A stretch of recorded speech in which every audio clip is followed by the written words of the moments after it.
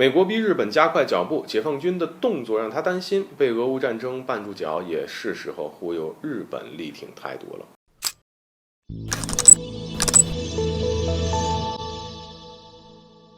各位好，欢迎来到赵太阳观察室。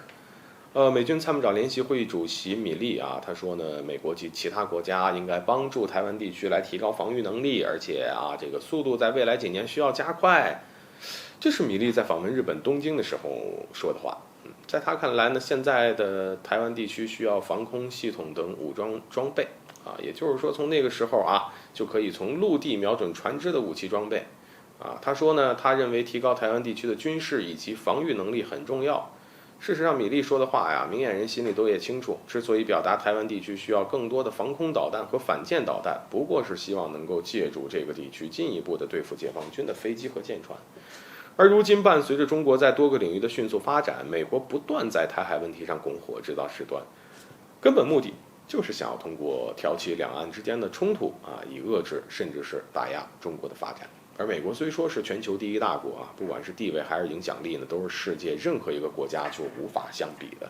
但或许正是因为处于高位太久了美国也很害怕会有别的国家取代自己的地位和影响力。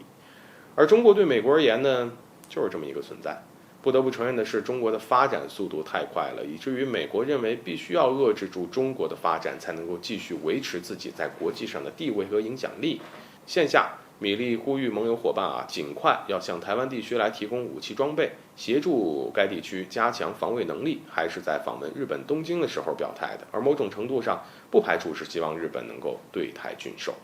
其实日本如今想要与北约签署这个个性化的对话伙伴关系只是却遭到了一些欧洲国家，特别是法国的强烈反对。而在这样的情况下，米利跑到日本去炒作所谓的中国威胁论，这不是在鼓励日本支持或者是力挺台独又是什么呢？当然，为什么美国想要用这种方式鼓动日本去对台进行军售，其实有两个原因。这一个就是美国被俄乌战争绊住了脚，持续1年多的俄乌战争到今天为止依然是有持续升级的迹象。尤其是近来美国对外宣布向乌克兰提供了集束弹药，让原本就紧张的局势是更加的紧张。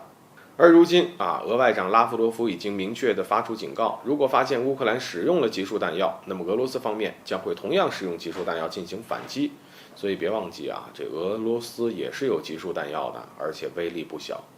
所以面对战斗民族的警告，美国说不慌张是假的，毕竟历史的教训至今仍然是历历在目。而对此，如果美国想要继续在俄乌问题上搞事儿，自然是没有多余的精力放在台海问题上。而考虑到这儿，美国或许是希望日本能够代替自己顶上去。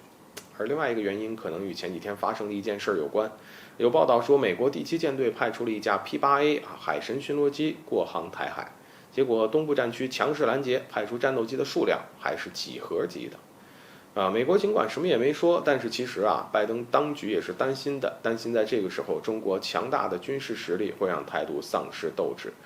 总的来说，美国只要一天想对中国下手，就一天不会让台独丧失斗志，哪怕他自己不出马，也会让跟班来出马。